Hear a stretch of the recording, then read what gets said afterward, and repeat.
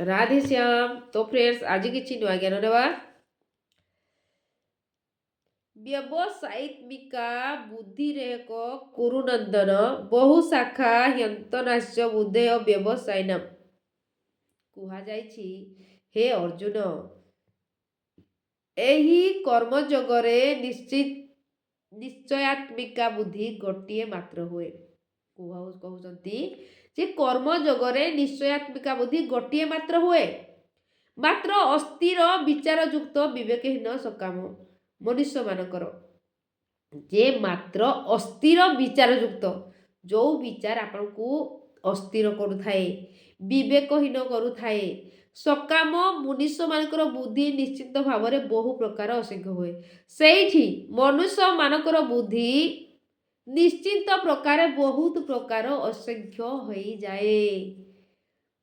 हे वीर संख्या कर्म जग लाभ निश्चिंत एक भाव चिंतई एक आत्मा सेही मुक्त आनंद सेई छई सकाम कर्म ज्ञानी माने नाना दी प्रकार से माने भावंती कामना सतत अनंत व्यवसायी से तो एथु एणु एथिरे चित तुही केबे न दियो बिरसाई। जे कहते हे अर्जुन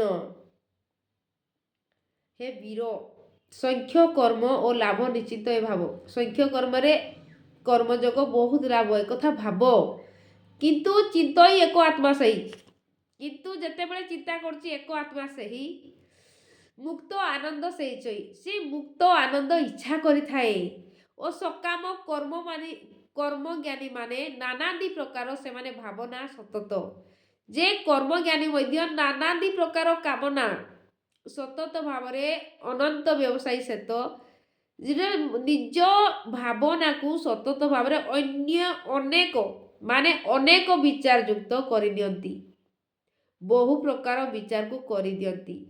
सेथिपाई तो बहु प्रकार विचार जितेबले आसी जाए मनुष्य विवेकहीन हो जाए सकाम काम मन दे पारे नाही।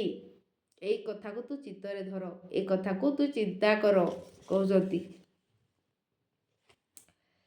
जामिमा पुष्पाता वाच प्रवर्तन्ते विपश्चत वेदवादरता पार्थ नान्य हस्तिनी बादिन कुआउची। हे अर्जुन जेउ माने भोगरे बुड़ी रहउचंती जेउ माने कर्मफल रे प्रशंसा करुथिबा वेदवाक्य रे प्रति रखंती सेमानको कामना केवल सुख भोग।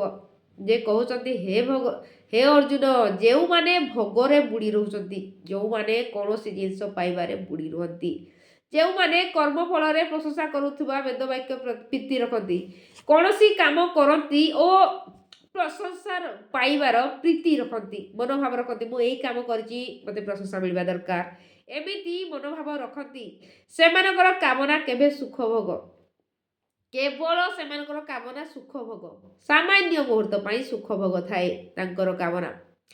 जे जन भोगे बुड़ी रही कर्म फले आशा रखई जे जन भोगे भोगरे बुड़ी रही थाती आशारे जीवन बंचाती वेदवादी समस्त जन स्वर्ग तांकर श्रेष्ठ स्थान स्वर्ग हूँ बड़ी सुख नाही आनंदे बंची थांती सही कामना व्रत लक्ष्य स्वर्ग कर्मकांड जे सार मार्ग।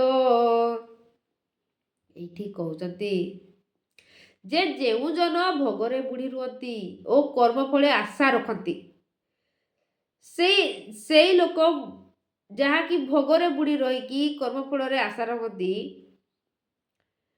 ओ जीवन बंचेवा आशारे समस्त सुख को प्रीति रखती पाइबा पाई किंतु सेमानक स्थान क्षणक पाई से सुख किंतु जेउ जन सर्वश्रेष्ठ अटे